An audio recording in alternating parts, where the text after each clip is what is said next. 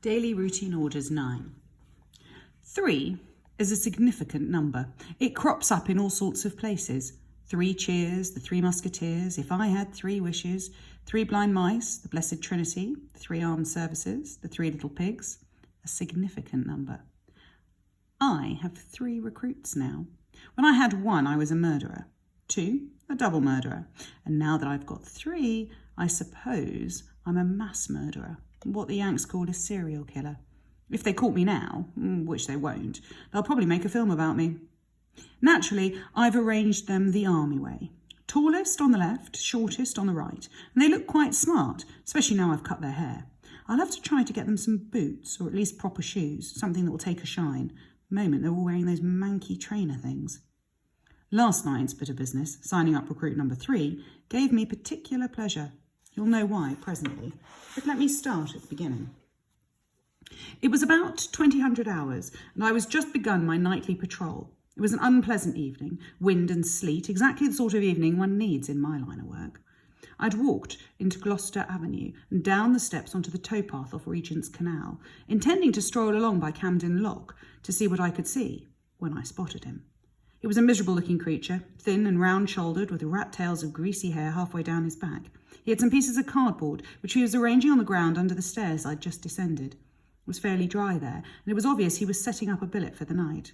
I had on my do-gooders rig, and I approached him looking concerned. "Surely," I said, "you don't intend spending a night in a place like that?" He was suspicious. Oh yes, he looked at me, and I knew straight away he wasn't new to the game. "You got a better idea?" he growled. I shrugged, putting on my best apologetic grin. "No offence," I said. "It's just that it's so cold. I wondered whether you'd tried your luck at the Plender Street hostel." "There's no hostel on Plender Street," he said. "And besides, hostel's always full up by this time." He gazed at me. "What's it to you, anyway? What's your game, Grandad?" "No game." I smiled my woolly-headed smile. "There is a hostel on Plender Street. It's new, so not many people know about it yet. That's why it's not full." How do you know so much?" "I'm the warden," I lied. "I run the place." "Why are you not there then?" Oh, he was canny, this one. I'd need all my talent. "I have to call home," I said. "Feed Sappho. We don't live in, you see." "Sappho? My cat." He snorted. "Fucking cat sleeps warmer than me. Eats better too." He studied me. "So you run this hostel?" "Right. And it's not full?" "Not when I left." "Gotta be a catch." He glanced at me sidelong. "How much?" I shook my head. "Nothing. No catch. It's a free hostel. Breakfast too." "So if I go along?" I grinned. "If you go along, you'll probably be fine. If you arrive with me, it's a cert." "Where do you live then?" "Not far. Mornington Place. Know it?" He nodded. "I know it." "Okay, I'm in. Only you better be on the level, Grandad, because if you ain't, I'll kick your tripes out." So he abandoned his cardboard and shouldered his pack, and we walked. And as we walked, we talked. "Whereabouts you from?" I inquired. I didn't give a damn where he was from. I knew exactly where he was going. "Leicester." "Leicester, no work there, eh?" Shook his head. 6 months I was writing letters, going for interviews. No chance. "So you thought you'd try London?" "Not straight away. I tried the army first."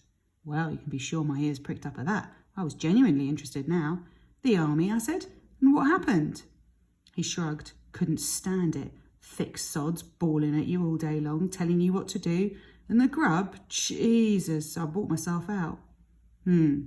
Well, not everybody's cup of tea, the army. Full of fascists, I shouldn't wonder. I was absolutely seething, of course. But I didn't give myself away. I was magnificent. Thick sods, indeed.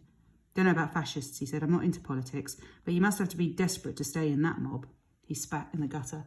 "Better off on the streets." "Right, my lad," I thought. "You don't know it, but you're about to join another army. It's a very small army, but it doesn't rely on volunteers, and you can't buy yourself out." By golly, you can't. I told myself, watch this one. He's not green. But it turned out easier than I expected.